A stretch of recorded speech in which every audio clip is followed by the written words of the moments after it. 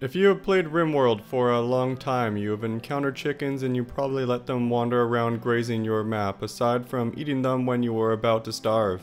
But what if I told you an optimized chicken farm can easily produce 700 silver a day or feed 20 people each day? We're going to cover how to industrialize your chicken farm and 3 different variations: the colony feeder, the cash dispenser, and the meat grinder.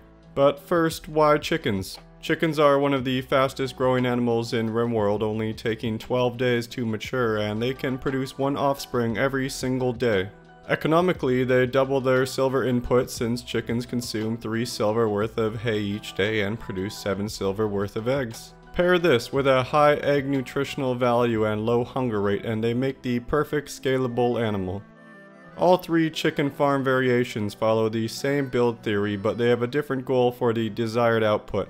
The basic idea here is that we house 100 chickens in as small surface area as possible. For 100 chickens, you would require 22 nutrition per day or 316.55 tiles of hay. To account for inefficiencies, let's round this to 350 tiles of hay grass. The labor required to upkeep this is very simple. You need a hay cutter and a dedicated hauler for variation 1 and 2, and an additional chicken butcher for variation 3. Most of this is low-skilled labor, so 2 slaves are more than enough to handle daily processes.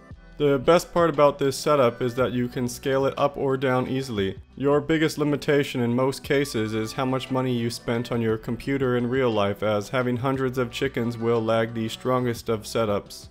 Variation 1 is the colony feeder, which can produce 25 nutrition per day through eggs. To set this up, let's make the basic setup with 350 tiles of hay grass and our chicken feeding center, and then let's also have a refrigerated egg storage outside of the grow zone. It's fine if your storage is not adjacent to the egg laying area, as your slaves can use that extra labor to save your chef from walking back and forth to the egg fridge. The second variation is the cash dispenser. It's the exact same idea, but the difference here is the egg storage is as close as possible to the chicken pen. You will also place an orbital beacon at the center of the storage zone so that you can easily sell the eggs to passing by orbital traders. With eggs having a market value of 7 silver, 100 hens will be producing you roughly 700 silver each day. Variation 3 is the meat dispenser. This requires the most labor of the 3 but can theoretically produce more nutrition per egg. For this to work, you will need some roosters and additional workspace for meat processing. The idea here is that 1 egg on its own is worth 0.25 nutrition, but 1 baby chicken is worth 12 meat or 0.6 nutrition.